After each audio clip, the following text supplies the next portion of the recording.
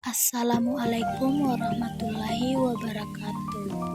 Sebelumnya, perkenalkan nama saya Musyrana dengan NIM A01220332,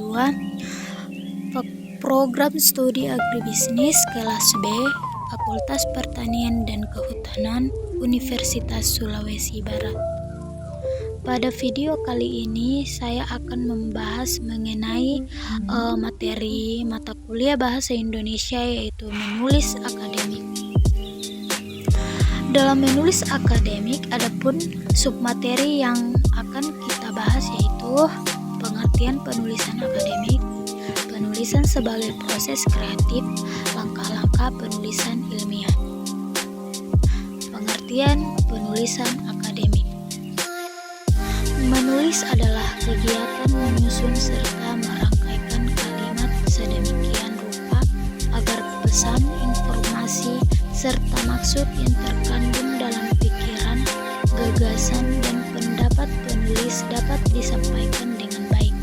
Untuk itu, setiap kalimat harus disusun sesuai dengan kaidah-kaidah gramatika serta mampu mendukung pengertian baik dalam taraf significance maupun taraf value. Kalimat-kalimat yang demikian itu diwujudkan di atas kertas dengan menggunakan media visual menurut grafologi tertentu. Penguasaan terhadap sistem grafologi ini yaitu sistem yang digunakan dalam suatu bahasa merupakan kemampuan prasarana yang harus dikuasai oleh seorang penulis. Ada 3 tahap proses penulis menurut David Mohan. Yang pertama, tahap pra-penulisan, kedua, tahap penulisan, dan ketiga, tahap revisi atau penyempurnaan. Untuk menerapkan ketiga tahap tersebut dalam pendidikan bahasa. Menulis akademik adalah penulisan karya ilmiah atau laporan untuk kepentingan akademik dengan mengikuti aturan-aturan penulisan yang baku.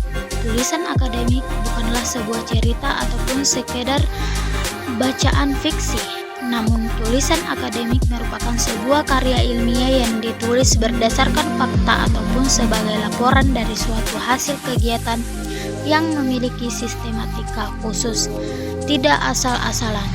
Penulisan akademik adalah penulisan yang dijalankan secara ilmiah atau saintifik.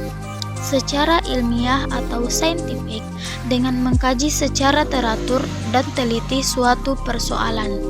Dan penulisan akademik berbeda dari kaidah-kaidah penulisannya seperti penulisan novel yang berasaskan khayalan atau rekaan dan generalisasi daripada pengalaman. Generalisasi daripada pengalaman. Kaidah saintifik berdasarkan kepercayaan bahwa di mana suatu fenomena memiliki keterangan-keterangan tertentu, yaitu tiap-tiap kesan mempunyai sebab. Kaidah ini berasaskan ide bahwa kesimpulan hanya boleh diterima bila diikuti dengan bukti. Seseorang penulis akademik harus mengumpulkan data secara objektif, tidak berat sebelah dalam mengumpulkan data yang disertai kebenaran hipotesis dan mengakibatkan yang tidak mengikuti kehendak pribadi penyelidik. Untuk menjadikan pengetahuan biasa menjadi pengetahuan ilmiah atau sains, kita harus melalui jalan yang panjang. Menulis sebagai proses kreatif.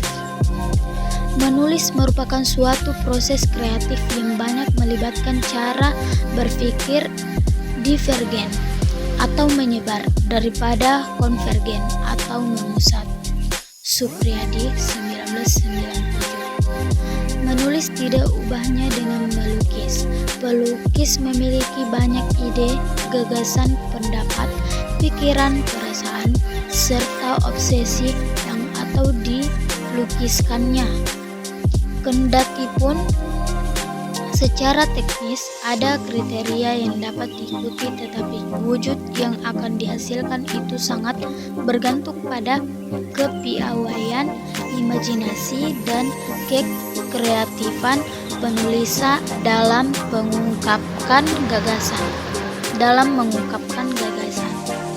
Tulisan yang baik dapat diibaratkan sebagai makanan yang bergizi, enak dimakan, dan menyehatkan. Oleh karena itu, seorang penulis dituntut kreatif dalam merumuskan masalah, merencanakan dan mengembangkan tulisan, dan mengakhiri tulisan. Untuk itu diperlukan penguasaan serta kemampuan bahasa tulis sesuai dengan bidang ilmu masing-masing. Tahap-tahap dalam menulis. Tahap-tahap dalam menulis ada 4 tahap yang saya ketahui itu. Pertama, persiapan penulisan, yaitu ketika seseorang merencanakan, menyiapkan diri, mengumpulkan dan mencari informasi, merumuskan masalah, menentukan arah dan fokus tulisan, mengolah informasi, menarik fasfiran dan inferensi terhadap realitas yang akan dihadapi, berdiskusi, membaca, mengamati, melakukan survei, dan lain-lain. Inkubasi. Ketika seseorang memproses informasi yang telah dimiliki sedemikian rupa sehingga mengantarkan pada ditemukannya pemecahan masalah, jalan keluar atau solusi yang diincarinya. Proses inkubasi ini seringkali terjadi secara tidak sengaja atau tidak disadari dan memang berlangsung dalam kawasan bawah sadar yang pada dasarnya melibatkan perluasan pikiran. Selain itu, proses inkubasi dapat berlangsung beberapa detik sampai bertahun-tahun. Untuk tahap ketiga, yaitu eliminasi, adalah ketika datangnya inspirasi, yaitu gagasan datang seakan tiba-tiba dan berloncatan dari pikiran kita. Pada saat ini, apa yang telah lama kita pikirkan menemukan pemecahan atau jalan keluarnya. Iluminasi tidak mengenal waktu dan tempat. Untuk tahap keempat, yaitu verifikasi atau evaluasi.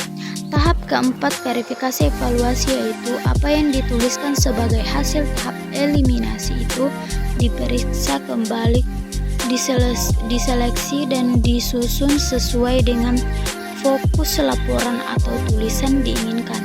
Mungkin ada sebagian yang tidak perlu dituliskan atau ada hal-hal yang perlu ditambahkan atau dikembangkan, disempurnakan, dan lain-lain.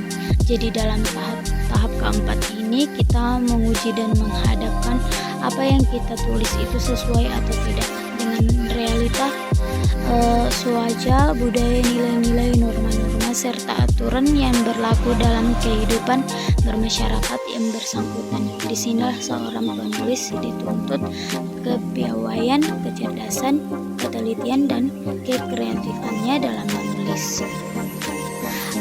Baik, langkah-langkah menulis akademik. Langkah-langkah menulis akademik ada 4, yaitu pertama merencanakan.